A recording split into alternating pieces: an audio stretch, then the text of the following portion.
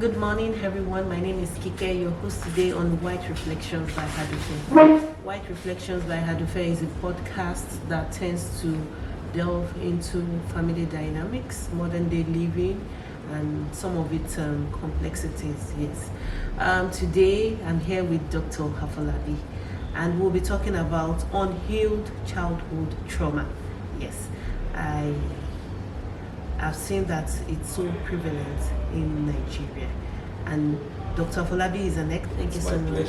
Yes, I'm so grateful. I mean, it was a very short notice, and you made yourself available. Thank you so much. Thank you. I really appreciate it.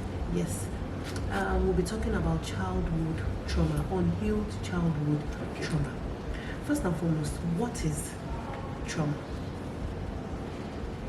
All right. So trauma, of course, many people, like many other concepts, have different definitions, that's different meanings to different people, but I think about one or two of them have been largely accepted by everybody. One, that trauma could mean any event or any experience that portends danger, threat, and can cause negative outcome for anybody. Now, that to a very large extent appears a bit restrictive. So some other people have come and said that, okay, trauma is just any overwhelming negative experience. Yeah, sometimes not so negative experiences, because maybe in the course of discussion we'll see that what is trauma for A might necessarily not be quite traumatic for B, even though there are some generally acceptable traumatic experiences. So let me stick with the second definition that says any overwhelming negative experience. Thank you very much, Dr. Falabi, because I would also stick with that, any overwhelming negative experience. And I do want to ask, how prevalent is trauma in Nigeria? Unhealed childhood trauma. Okay.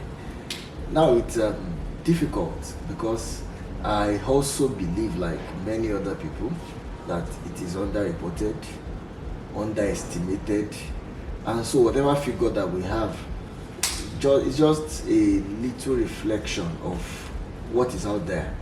But at least I think the figures we have recently tells us that between 41 and 47% of the general population have experienced trauma, especially during the childhood and adolescent period. Basically, in fact, I've seen figures that says up to 55%, but I think most figures report about 41, 46, 47%, which is quite high, because that means almost one in every two has experienced that. That's significant. Very significant. And I want to ask, would you say it has to do with our culture? Our culture, what I mean by our culture is parenting styles of so many people. Because I do want to ask, for some people, and that was why I stuck to the second definition that you gave, overwhelming negative, experience. Yes. And for some people, it has to do with the parenting style, how they were trained, growing up. So I do want to ask, could it be as a result of the environment, our culture? and how some of these things, play out. Yeah, I think that would be very correct. Because I also believe that our culture has normalized and institutionalized trauma. We don't necessarily see it as trauma, even though people go through quite traumatic experiences as a result of trainings, parenting, our culture. They have become more or less acceptable. Now, let me give you examples, or let me say first and foremost that when we talk of parenting styles, generally we talk about 4 different styles: authoritative, authoritarian, permissive, and uninvolved. Even though I know that there are some uninvolved or neglectful parents, but many of our parents were more authoritarian. Yeah. So, and that to some extent gives allowance to breed trauma, even though I don't think their intention was to traumatize or used to traumatize the children, but of course maybe that's how they were also trained, and that is what they eventually and that's some kind of cycle. Exactly, because I remember, or I know rather, that I don't know if that still happens a lot now, but I know then there are children that when they offend, the parents would, in a bid to correct them and give them a lasting memory of that wrongdoing, they cut with blades, put pepper. Yeah, something like that. I've seen children who the parents will strip them naked and to the private organs and put pepper.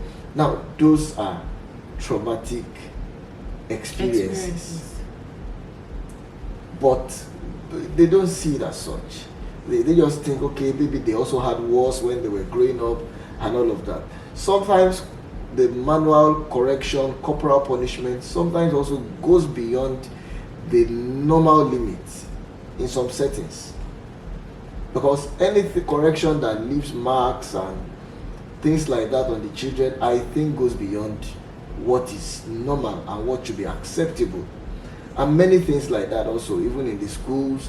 So I think that parenting, ways of raising the children, correction, also have a lot to do with this. The problem, however, is that it is culturally not accepted as trauma, and I also don't think that they intended or they intend to traumatize the children, but I think we should start talking about it. And of course, this goes on into adulthood, and then you see so many adults, displaying overwhelming anger, and then you tend to ask, where is this coming from? I mean, I'll give you an example. For me, my mom would tease me every time that, you went to, I attended a military school, secondary school, commanding secondary school, and she would tease me all the time that, because you attended a military school, that's why you're tough and all of that. And there are certain aspects of my secondary school that I do not like to remember, because we were given that corporal punishment. I mean, there were times we were asked to roll on the floor. There were times we were flogged. There were times we had to do frog jump and all of that. And for some people, they would think, they're raising you to be tough mentally and to be strong and to be able to face any situation. But what about the other side of, such punishments? There's a flip side to it. And for me, I know that actually affected me in some ways. And I've, tried to repress that emotion for a long time. And there are times I just burst out in anger, and I know where that is coming from. So I would agree with that. But I also want to ask, is there a way you can balance training a child? Okay, training a child, what I mean by that is not you can balance not using cane or other objects, and then still gain control. Okay, now that's easy to say, I must confess, but maybe putting it out there practically might be a bit more difficult than what we are saying. And because we also know that nobody is able to reflect a parenting style in isolation. I don't know if that there is always an overlap between whether it's authoritative and authoritarian, but of course one will be more predominant. So, but the best we have seen scientifically and practically is the authoritative kind of parenting that balances certain clear rules and boundaries and correction with love, as well as giving space and some freedom and all of that, that balances things up. So that's why I said that sometimes it's easy to talk about, but I think it is also quite very possible. Now, and I've seen that, an example that, well, maybe personally now, it's strange many times when people say that, no, maybe their parents or their father did not allow them to play outside and do this and when growing up. But again, I tell them that I had boundaries. My dad would be out there watching us playing ball outside. Sometimes he would even join. He taught me how to play table tennis. We would be there 2 hours, 3 hours. He would join. But there are boundaries. You cannot go beyond the front of the house where he can see you to play your football. You cannot go anywhere and just say I'm following my friends to play somewhere else. He has to. Yeah, I think a memory I can never forget was secondary school. This day he goes, of course he was not retired then. He comes home every weekend, Fridays, and of course I didn't know he was going to come to my school to pick me. I didn't even know because it was not the era of phones. So we just finished early on that Friday, and I thought that, okay, before I go, I left the school premises, joined my friends somewhere. I was just removing the school shorts when a friend told me that, let me see your dad. I was like, it's not possible. And lo and behold, I looked at him. Apparently, I had been to the school, looked for me everywhere. Until some people said that, I'm sure he has followed them to play football. And what did he do? Funnily, he did not do anything. But, or don't let me say he didn't do anything, because he didn't speak a word to me throughout that day. And that was almost worse than beating me. I greeted him, or he didn't respond to me, got up, he didn't say anything. But again, the message was passed. So did you repeat that? And that was the last time. That was the last I time. never, for once, stepped out of the school premises. Now, he didn't have to beat me. He really didn't have to abuse me. But the message was passed. His silence was more serious. I would have preferred if you beat me and then we get over it. But so many people assume that in raising your child in that way, you're sort of, ignoring the aspect of being a functional parent. Now, I do want to clarify that. How can you be a functional parent without being an emotional parent? Because when you start to be the emotional parent, then you are not that authority that you're supposed to be in a child's life. And I say this because there are still decisions, major decisions that you have to take over your child or your children to some certain level. I mean, if I'm a parent and I have to, to make sure that certain decisions, major decisions of their lives are taken by me to a certain extent. So how do you balance that? I think that should have been the first question. Okay. Being a functional parent and an emotional parent without overlapping. Yeah, that's important, because one of the ways of parenting, especially even by the time they are getting to adolescence, is you must still set clear boundaries. You must put your feet down. Whatever freedom you give them must only be within that boundary. Growing up, I just had clear boundaries. They've set it over the years that it was already. But I will tell people that by the time I got to SS2 or thereabout, that was the last time anybody ever told me, go and pick your book. They didn't need to say it. The boundaries were there. There were times that you yourself know that they must not see you doing anything else than reading. You're reading. There were so things like that. So you must still set clear boundaries. And I will say that even till I was almost getting married, there were still boundaries. Like there are boundaries. You cannot, if they scold you, you cannot talk back. Okay, so I'm going to come to that. Exactly. For me, that is wrong. I'm sorry. No. Okay. Now what I mean is that not that you cannot hear your opinion. Exactly. But they are scolding you and you also want to respond in such manner. No, in my house that's a boundary you don't cross. Is that a cultural thing or? I think it's a cultural thing. Yes, in our setting. I think it's a cultural thing. But I think it manifests in various degrees and extent also. And it also varies from parent to parent.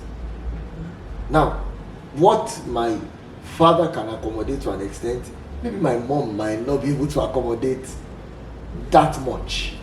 Okay. Up till now, if my dad still says things, he knows when I'm trying to say no. My mom might want to challenge it at times, but my dad will end up saying no. It's fine.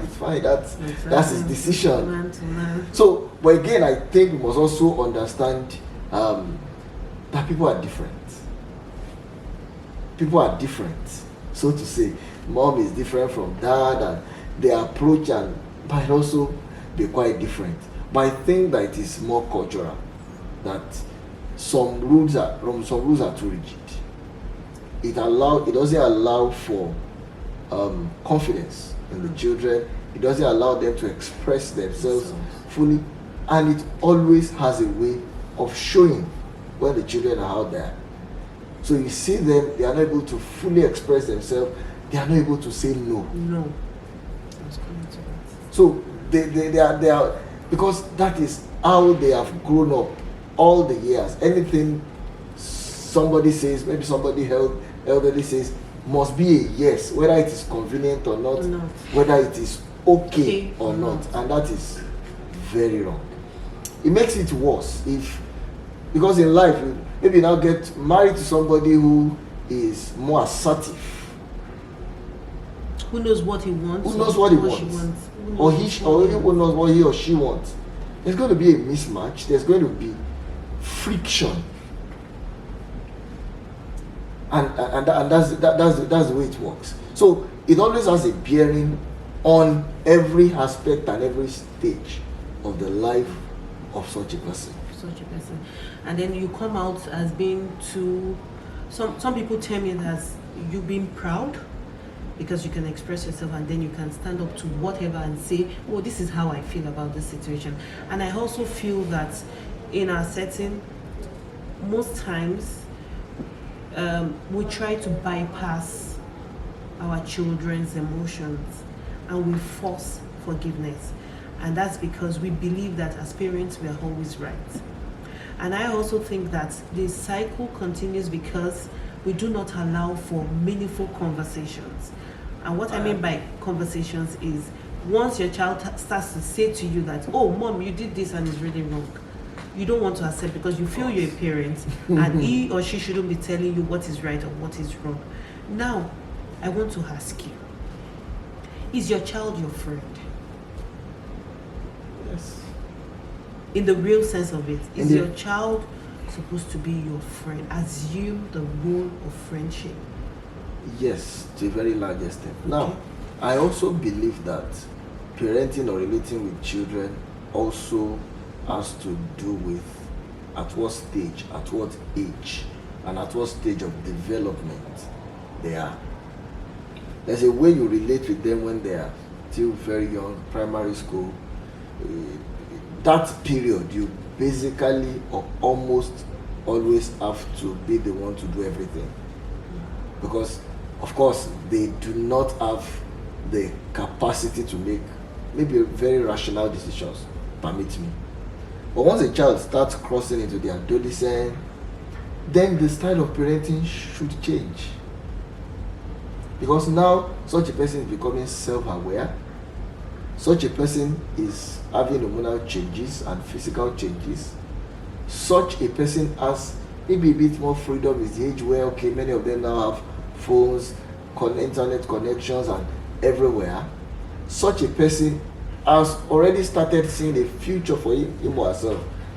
I remember when I was rounding up secondary school, my dad said, he said, I'm already assuming that you are going out of this family. He said, because the moment you step into the university, you are really never coming back. And that's the truth. So, that time must change. I think that transition, our parents never got it. I think so. I think this idea that, and our parents usually say that, even if you are 50-year-old, you are still a child. Exactly. And so that forms a template. That set a template with which they still relate with you.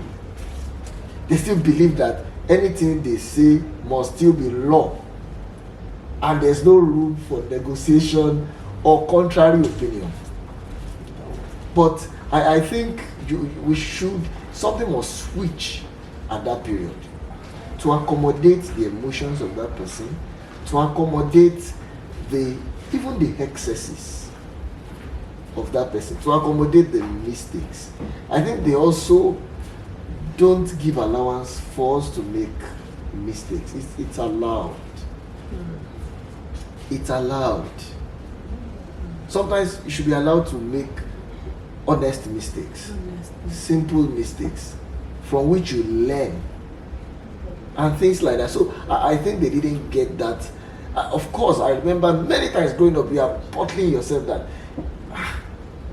you are really hot. You get what I'm saying? You are really hot, and you just feel like let him just listen. I also have emotion, but at the end of the day, you end up still apologizing, whether it's from your mind or it's not, just for peace to reign. You get. You're being forced to forgive. Exactly. And let go of emotions. So you also have you are conditioned to believe that whatever it is, you are always wrong. Just whether you are right or wrong, just assume that you are always wrong.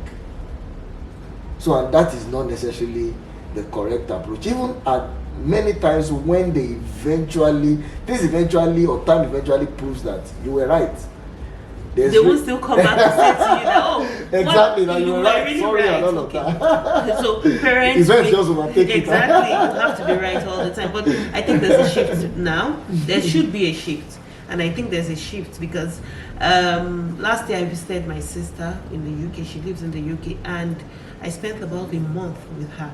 And it did change my orientation because, as a visitor, you have to settle in and then you observe, irrespective of the situation or the relationship between you and your host. So, of course, I wasn't going to look at it from a perspective of, oh, she's my sister. I was going to look at it from the perspective that she's my host and I'm a visitor. Yes, in a house, a guest. So I went there with my youngest daughter. She was about 3 then.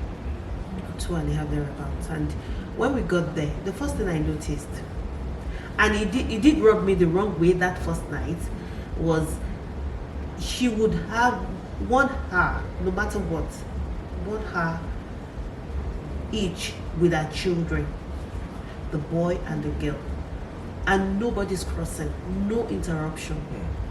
There's a boundary. The first night I didn't get it. So, I'm coming from a society where, as an adult, I want to talk to you, talk to me. The child has to wait. So, but the first night she said to me, you know what, Ike, you have to give me this 1 hour. You have to give me these 2 hours, for the kids. Wow. Uninterrupted. And I didn't find it funny. I remember going upstairs to my room and I locked myself in. But what I realized? It has really, because the kids are very open. They say so many things to her, even when they are meaningless. They just come back home, and that 1 hour, each is so effective that they, pour out their mind, and they're so confident and all of that. And that 1 month, in that 1 month, I was not allowed to touch my daughter. I was not, she wouldn't even allow. And then I realized, in fact, it didn't go that well with me because she would throw tantrums, she would do all sorts of things, and I would say, okay, you said I should not touch her. You just, handle her and all of that. But then I realized that she became more open. more expressive. And by the time we were leaving, she was, saying things to me she had never even said before we left Nigeria. And, that did help me in so many ways to know how to deal with, the teenagers, my teenagers, So, of course, I know there should be a shift. I believe there should be a shift. Otherwise, the cycle would continue. And then we will have so many damaged adults, in the society. Now I want to ask, what is it about teenagers that makes them lock themselves inside? Because I have like 3. Is it a transition phase for them? They're always locking themselves in. Why? It's a big transition. A very big one. And of course, they don't want you to know anything about them. Of course. Now that's why I said that is when self-identity really starts occurring. They start seeing themselves as a bit more independent. They start seeing themselves for who they are. And it's also a time when many of them have many emotional issues also. There are many of maybe the ladies who think maybe I'm not as beautiful as the girl, other ladies in the class.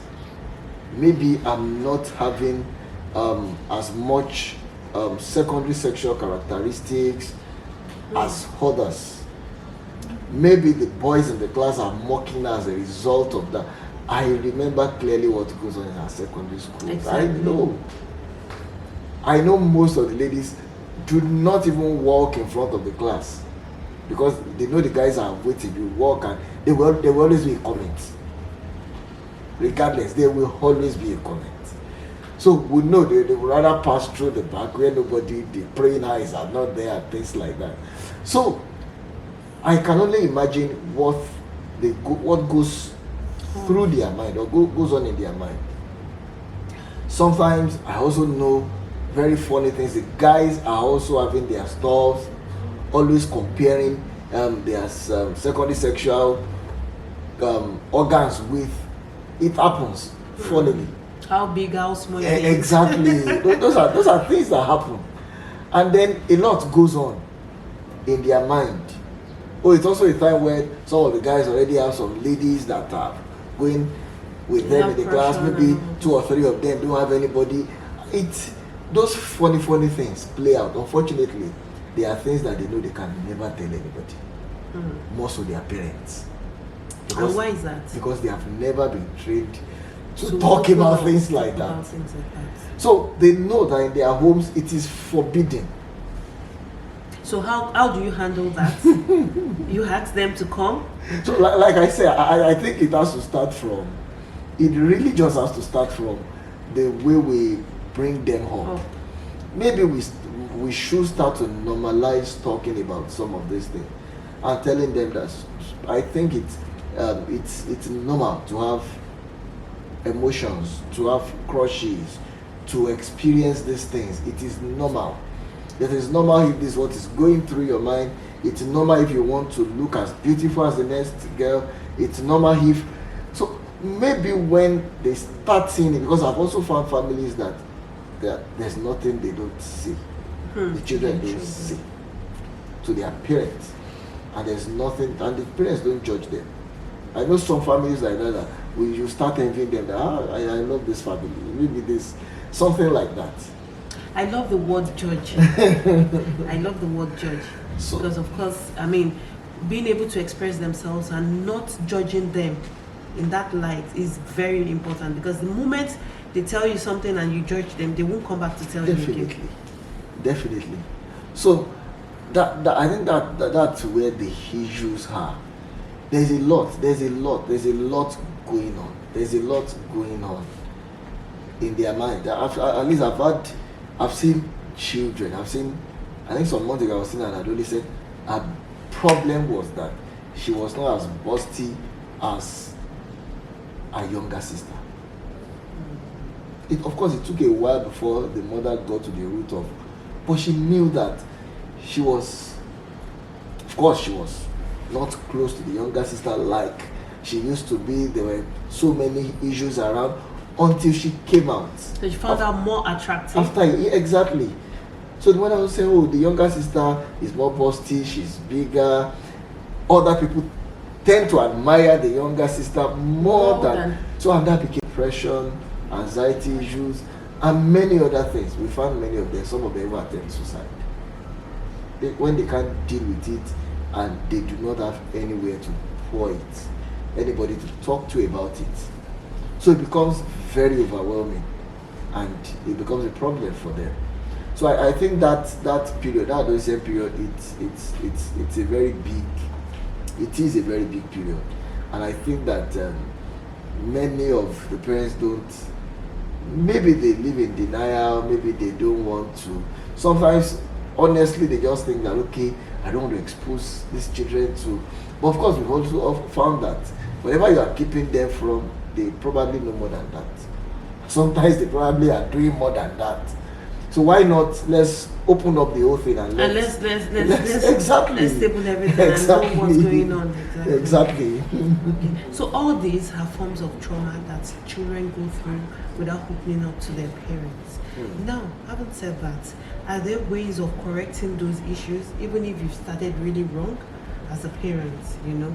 Because of course it's a cycle. You cannot give what you don't have. Yeah. If you were raised like that, of course you will want to, irrespective of anything, I mean, you still have a bit of that in you, and then you also want to enforce that on your children, except maybe you live in a different system or society where it's forbidden for you to, you know, raise your voice or even touch a child and all of that. So having said all of this, you have made those mistakes. How do you correct those mistakes? I mean, when they're teenagers or even when they're adults, can you have, as parents, can you have ongoing conversations with them about it? Or do you need to take such a child to therapy? Well, I think it's more difficult when the children have become adults. It's honestly more difficult. I can't imagine my parents now calling me now and said that we should start discussing things that... No, of course, can't you discuss and say and probably say sorry? Would sorry, of course, sorry do the magic? No, it will, but the only thing is that it really doesn't account for the lost. But of course, the sorry will heal some wounds if they are anyway. But I'm just saying that it doesn't account and restore those lost periods of relationships that should have been, or the effects on the person, on the child. So, but of course, it's better late than never. So I think that at any point that we realize that we are not doing as we should, one is that self-realization and awareness that something is wrong. Or even if something is not yet wrong, to be self-aware and be proactive now. And secondly, I think the best thing that we can do to gain the trust of the children is if we can be non-judgmental. If your child can tell you the worst thing and you don't take it as if said something. Even though you can talk about it, but it's not with the intention of beating or scolding or lambasting or judging, or referring to it subsequently and say, I know that's the way you did the last time also. So it's a process. And I know that once the child sees that pattern also, that I think maybe now I can talk. And that's why you see many females also maybe getting a bit closer to their father. Because most times the fathers really beat female children anyway. I think I found that. Because even from our own, we only have a lady. And all through the time, even before she got married, I cannot remember a single time. Yeah, your dad. All through her life, that I beat her. Maybe I can say I'm the only one that beat her once. But I cannot remember. I cannot. So they tend to be closer to such a person that, okay, whatever happens, he doesn't beat me. He still listens. The fathers also are more, also tends to show more love to their daughters. They are more proud to go out with their daughters, my daughter and all of that. Daddy's girl. Exactly. So it builds a form of bond and relationship that the daughter to some extent can trust, and then more than they build with the mothers usually. And maybe the mothers There's always a competition between female children and their mothers. Exactly. I've noticed that. Yeah, so but maybe the mothers can take a key from that. Not that they should not correct, but it just goes a long way to show us that being non-judgmental, toning down on the way we come at them, will set a very good template for a good relationship and an open relationship. I think that is because, but I know it's a process, especially if we already have adolescents and we've not been doing this. It is a process, but once they see that pattern, things are definitely going to change. But of course, it's not as if adults can also not change totally, because I've also found that sometimes a man gets married, a man who doesn't express himself gets married to a woman who is very expressive. So but over the years, you see the man also, he gets built better. into that level and being expressive. Yeah, Then you'll be wondering, when did you become like this? Yes. So he gets better at it. And so, but of course, that will take a while. It's a process. It's a process. But I think it starts from understanding the problem, and if we can, to a very good extent, be non-judgmental. I think that's what the children fear the most. What will daddy say? What will mommy say? Thank you very much. So at what age do children feel the impact of traumatic experiences, childhood trauma? At what age does it really manifest? For me, I think that it manifests, it's significant across all age groups. But again, we know that children, even though it has impact, really have very vivid memories of things that go on age 1 to 5, thereabout. Things happen that they really are able to put vivid memories and significance to.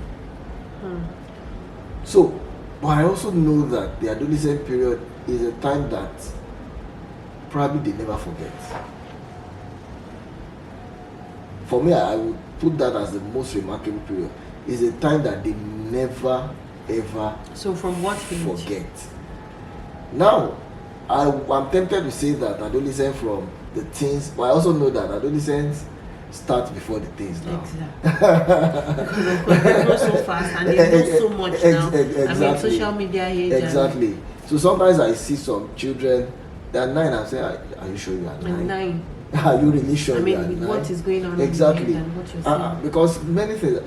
Recently, I saw a child in the hospital, in the child emergency, was acting up, was fainty, but we knew that it was just psychological.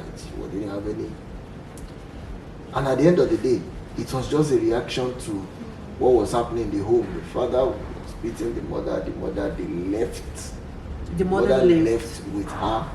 They relocated from Lagos, where everything was so smooth. They came somewhere in one room where they are now managing. She's now attending a small school where there are only about 5 in the class. She used to attend. So that transitioning, that stress, that trauma, she started manifesting psychological symptoms. So, and she was maybe, I think she was only 9. So that shows that we don't, not necessarily in the teenage period, but from that period when they become self-aware. All this information the mother, of course, didn't tell me. So who told you? The child herself, the girl herself. The mother didn't tell me. I was asking, how is the husband? How is your husband? I said everything is fine. So why was she hiding that aspect? Of course, mothers always wants to protect the home.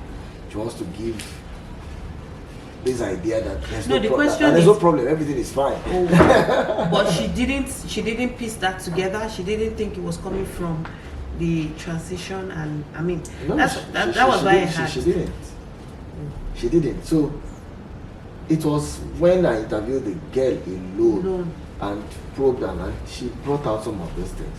And even by the time you confronted the manager, you said, it's not as serious as that, don't mind that, things like that. No, and that's the aspect I don't really like. When they just try to, water down your emotions, your opinions and all of that, and say, oh, don't mind that, no, wasn't as serious as that. If it's not serious, your child wouldn't be manifesting, such and that goes to show that we always bypass, we want our children to bypass their emotions and all of that. So in that situation now, I mean, in the situation of this girl, because you just said to me that everything going on in a child's life is a reflection of what's happening in the home. Definitely. And I asked you earlier, is your child your friend? A number of parents that I do know involve their children when they have marital issues, and they call them, they sit them down and they talk to them about, oh, see what your dad is doing, see what your mom is doing. I mean, some of them do it and they feel it's a form of, bringing the children along to their side, and, not so, knowing that they are traumatizing them, really. Exactly my point. And that was why I asked that question.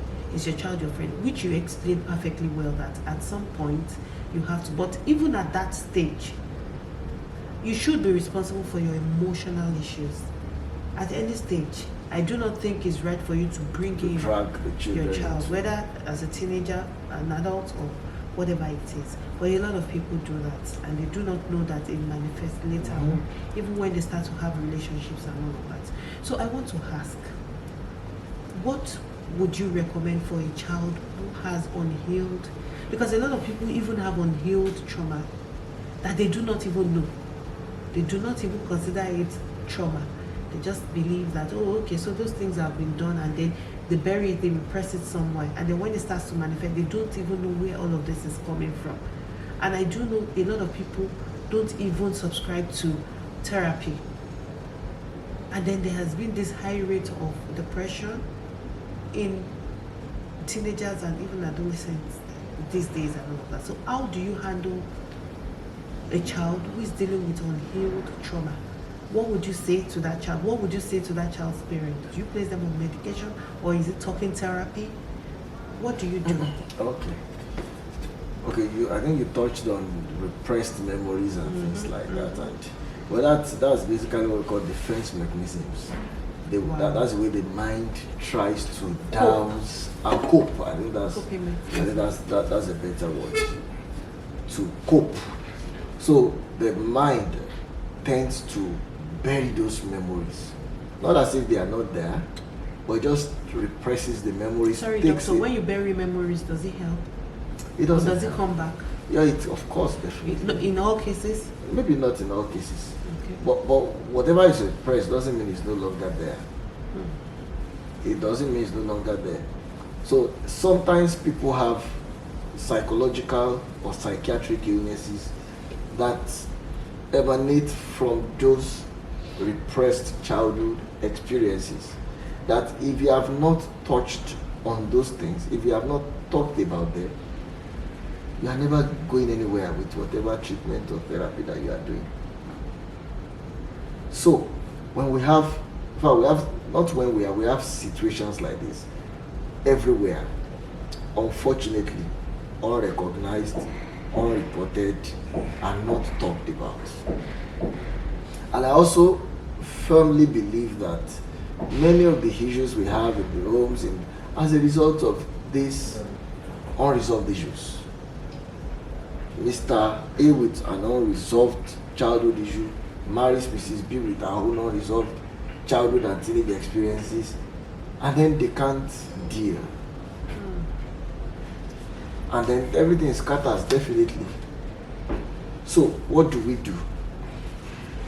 For the child, in fact, the best time is when they are still children. But unfortunately, again, the problem now is in our setting, you hardly will be able to see a child without first passing through the parents.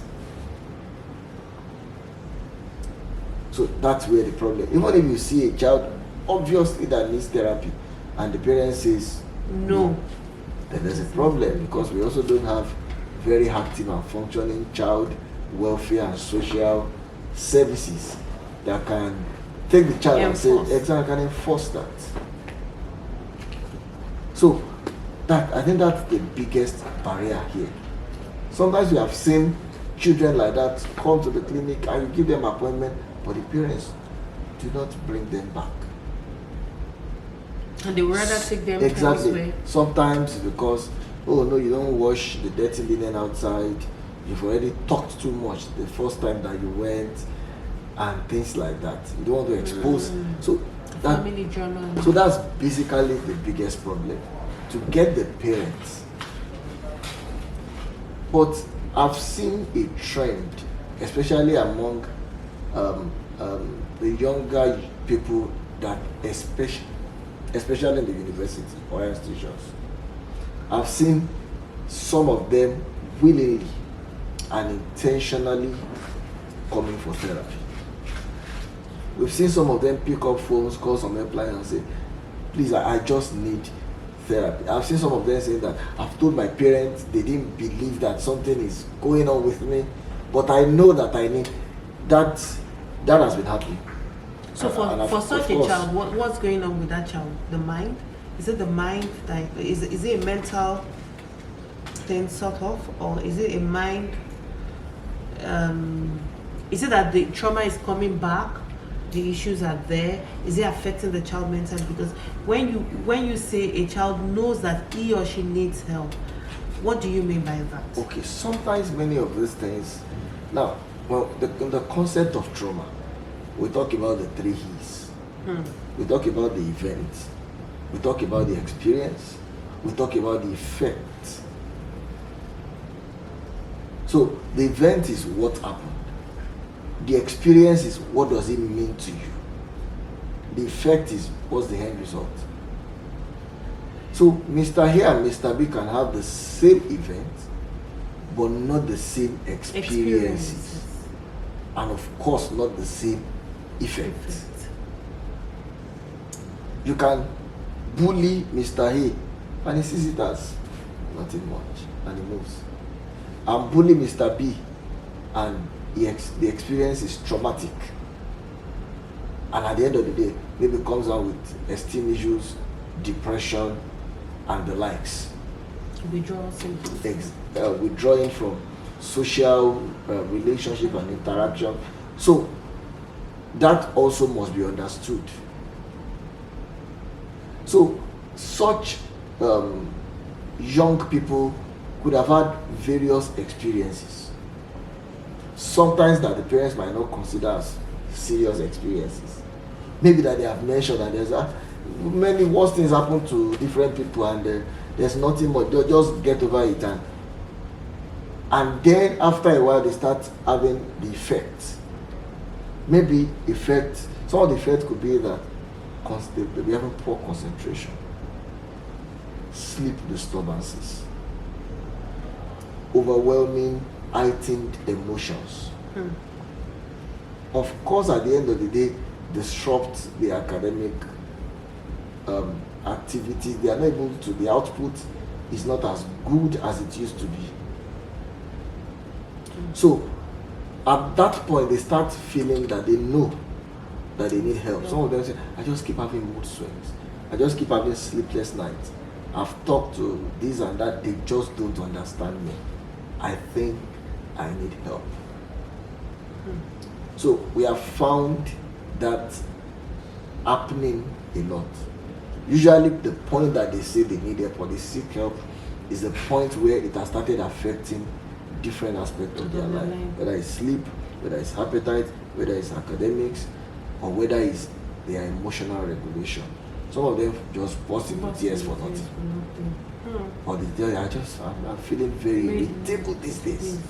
Or very low. Exactly. And they tell you that, no, that is not me. I think I need help. And it's manifesting already. Yes, and it's manifesting already. So eventually, what do you do to such a child? And for such people, of course, do you refer them back to their parents, or you take them here? No, you take them in. The first thing you want to do is a comprehensive sit down and evaluation. Without their parents' consent? Well, if a child is in the higher institution and has come himself, do you want to even know the extent of the problem? A child in the higher institution that is 16 years old? Of course, like I said, you want to sit down first. Get what's the problem. Many times, you might want to, of course, most times, you don't just pick a child and, I want to do something, I want to give you this. When he's 16, when he's 17.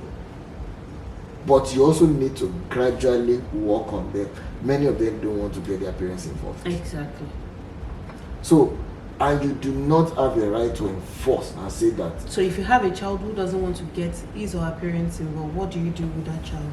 Do you continue therapy or whatever treatment You with that gradually child? continue nudging the person to a point where it will be comfortable to say, let's make their parents. Because to some extent, it will also be wrong if you now start on medication and the parent gets to know and say, who is that doctor that gave my child a medication without telling me a 16-year-old child is a minor? So all you can do is to keep talking to the person, nudging the person to a point where I can make it. Sometimes you volunteer, I can talk to them. I can explain the situation to them. Or if they have, as a doctor. Exactly, or if they have any other person that they think can talk to the parent in a way that the parents will listen more or listen better. And I tell you that really, if a doctor, a mental health expert calls a parent and says that I think your child is they will actually come. Mm-hmm. What's happening? What's the problem? They will. A mental health psychiatrist. They will actually come. The problem, however, is that once after they come the first visit, and we say, okay, I would like to see her again in the next 2 weeks, most times you don't see them.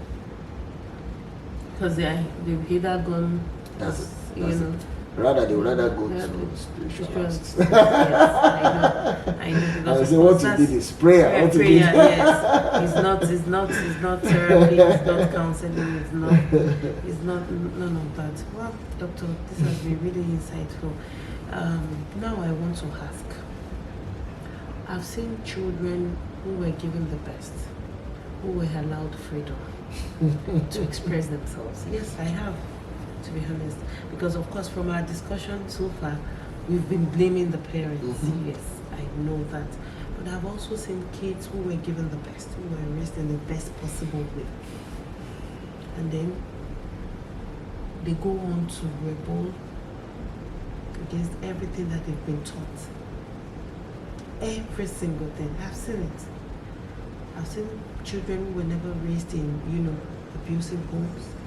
I've seen children who were not even exposed to any form of substance, drugs and all of that.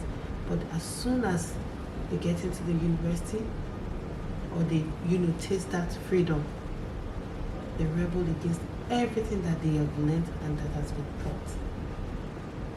And then you start to ask, where did I go wrong as a parent? What did I do? I've seen kids whose parents never smoked, not even talk of taking drugs, and they are heavily invested in drugs. So what do you say about that? Yeah, I'm smiling because, of course, I've also seen it a lot of times. I've seen where I tell my people that I don't think the parents could have done any better than they've done. And maybe usually one child out of 4, one child out of 3 just decides to do one funny thing. And to the defense of the parents, they have 4 children and 3 of them turned out excellently well.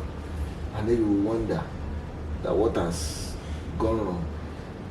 Well, now personally speaking now, maybe without not from a professional maybe personally speaking now, there are times I've come to tell myself that maybe the parents should not blame themselves. Because I've asked myself some of these questions. Because you look at it, they've done practically everything. And I tell them, you can't blame. Sometimes I tell some children that from the story, from the experiences, I cannot put a single blame on your parents. And I tell them, if they have raised you till you are 18, till you are 20, there's a measure of responsibility you should have over yourself. As an adult. Exactly. So it would be unfair for me, you're at university at 18, and then I start blaming your parents for something that all through that period they've raised you very well up until that time. And you're not the only the child of the parent, and everybody has turned out well. So what's the excuse you have? Exactly. So I also think that in some situations, parents do not need to feel excessively guilty, because that's the first reaction. The society is going to blame you that, oh, see the child of this, especially see the child of this person, see the child of this pastor or this religious leader. People have even gone forward to even propose that children of religious leaders tend to be wars and things like that. Even though I know that many of them also maybe might not have time to be involved in parenting, but some of them do. And we must also put a bit of responsibility on the children also, because it's a thing for you to be trained. It's another thing for you to apply yourself. The other side of it is that part of the parenting method or styles, we also have permissive parenting that showers you with all the love, all the freedom, everything you need, without setting firm controls and boundaries and enforcing firm rules. That is also a problem that we have. The child wants something, you get it Exactly. right away, without even saying, no, you can't have this now, you have to earn it. So that is what we call permissive parenting. To the person looking from outside, thinks that you are raising the child very beautifully, because you're able to provide. Exactly, you're able to provide. The love is there, the freedom is there, everything is there, but that being able to exercise firm control is not there. So somebody outside will see it as, oh, he has raised the children very beautifully, and the children have not turned out well. Meanwhile, there has been a deficiency in that parenting. And if you have not established firm control before a child, for example, goes to the higher institution, there's no control you want to enforce. Exactly. Because now the child has a lot of freedom. What's the control you really want to enforce? So those are the two, from the two angles I'm looking at it: the permissive parenting and the fact that parents might also not actually be guilty of some of those things, because the personality of the children also, there are some children that are quite impressionable, suggestible, and not firmly willed, such that they can get easily swayed, and friends and all of that. Maybe the only thing that when the parents can have a little bit of responsibility is that you also have responsibility to know who your child is and be able to relate with each child according to his or her personality. So you don't train here the way you train exactly. And I saw that growing up also. Even till my immediate younger brother was in university, my dad would say, where is that result? Where is your CGPA? Where is this? Something that I don't hear. He never, because he just knows that, okay, he has a tendency not to, he wants to learn photography. He's a photographer. He has 2 studios in Ibadan, and he's doing well. So, but from time he feels that, okay, I want to do something else. It's not just this reading. To him, it doesn't seem like a serious-minded person. Yeah. So as of course, dad also knows that, okay, if I don't keep tabs and enforce, there's a tendency that he will do his photography, learn this and learn that, and he also enforce that, okay, regardless of whatever you want to do, I will train you up to at least a master's level, even though he didn't want to do it, but he still put his feet and said, whatever you do from now henceforth is your choice. But is that a plus? Is that would you consider that a plus to a child?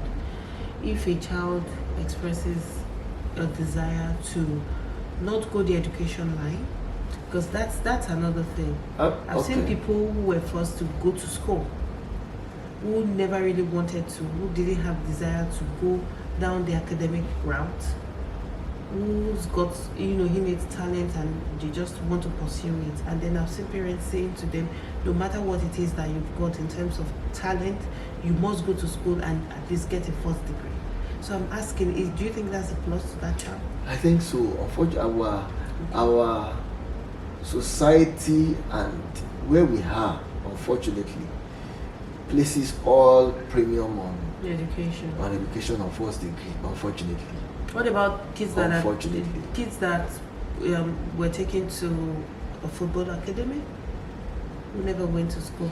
Of course. I do not know. There's a footballer. I'm not into football, so I wouldn't know. But I know there's a footballer that was just from very little. Well, many of them really complete their education anyway. All those. But during those periods also, the parents will not be happy. Most of them will tell them that my dad did not want this, my dad did not want that. Of course, after they turn out well, everybody and they start making the money. Everybody. Exactly. I remember I would grow up. I said, because I used to play football, I want to be a footballer, and I would say, whatever you want to become, first finish your first degree, your education, and all. I think they are just trying to, because out of every 100 that wants to be a footballer, maybe it's only one that will be successful. That will be successful. Mm-hmm. So at least you always have something to fall back on. So that's true. So I think the responsibility is on parents to also know the personalities. Like the only lady, our last one also, she schooled in Ghana, and nobody had reasons to how she finished with first class. We were so sure, all of us were so sure that there's no how she would not do well. Because that's a person, a bit independent. You don't need to push her to read, to do things. She knows what to do. So nobody had any fear that she's in Ghana. Is she reading? Is she not? No. Well, so I think now if you now put somebody who you need to give some push in Ghana, then you have to going back and forth, of course, because exactly. So I think that is also where the parents need to come in and say, okay, I need to treat each child according to who they are, their personality. Yeah, does this person need? Is it somebody who is not very firm that can be easily swayed by peer pressure? Do I need to exactly? Do I need to check this guy in school once a month? Do I need to check up on what he's doing? Do I need to talk to him constantly? Exactly, talk to him constantly and not just give him all the freedom in the world, something like that. Because I found many people also said that if not that my parents were on my neck, I would have turned out. Thank you very much, Doctor. Thanks for coming on the show. You're welcome. Lastly, I just want you to give us an overview. Tell us how we can know if a child is dealing with childhood trauma. What are the signs and the symptoms, and what are the steps to be taken in order to help such a child? Okay, thank you. So that, of course, we also have to do with the age. For very younger people, you can see them having throwing tantrums unnecessarily, sleep difficulties. You can see them not eating the way they used to eat, not relating the way they used to relate, and very funnily having bedwetting. We've seen that a lot also. You see somebody who has stopped bedwetting for like 3 years, suddenly start bedwetting again. It's almost always a pointer to an adverse condition, usually traumatic. Bedwetting? Yeah. Especially for somebody who had stopped, who had attained dryness, and then all of a sudden, almost all the time, something is happening in the life or in that home of that person. Something is happening. You can almost be certain. And so, as a young person, that's just the only way to. It's just psychological. And funnily, by the time you address some of those issues, you don't need to give anything. Everything gets taken care of. We have seen that a lot. So, but for the bit older people, and for the younger people also, some children become unnecessarily clingy. Something that they were not doing before. For the older people, of course, especially the adolescents, Some of them start having poor academic performances. Usually, that's the first thing. Parents hardly notice any other thing apart from that, because that's what catches the attention of the parents the most. Exactly. Just So what's happening the first time, the second time. So that is when some children now say that something is wrong, things like that, or the teachers now say, I also noticed that something. So maybe it is bullying in class, maybe it is so many funny things. So poor academic performance, sleep disturbance, substance use behavior, undue irritability. They just snap at very little things, become angry, and especially for females, they start having eating habit problems. Just when they hit anything, Or they don't hit. Or they don't hit at all. So you see somebody dealing with self-image problems. Sometimes they feel that I think I'm too big. Any of this beautiful, and then the child stops eating. And then you don't know. The parents are just wondering what's the problem. And it's not as if it's not an appetite problem, a medical problem. It's just a deep-seated self-image problem. Or the child starts eating excessively and I'm too lean. We've had people say, no, I'm too lean, I want to do something about it. But my friends are big and busty and things like that. So those are some of the issues and things you begin to see and say. These are some of the indicators. Exact indicators rather. I begin to see and say that maybe something is wrong. Maybe I need to sit down and talk. And I've always been parents who say that I couldn't get anything. I just said, okay, let's go to the therapist. Maybe, and they will leave the room. I said, don't worry, I've left the room. You can discuss. Say whatever it is you want to say, and then open up and exactly. Thank you so much, Doctor. Thank you so welcome. much for coming. Dr. Afolabi has said it all, and I do want to, I want to believe that we've heard it all. I'm sure there are so many parents that are guilty of that kind of, parenting style. And then if we can also all make an effort to change our parenting style, I believe and I hope that our children would, come out better. Thank you very much for joining us on the show. Bye. Thank you so much. Thank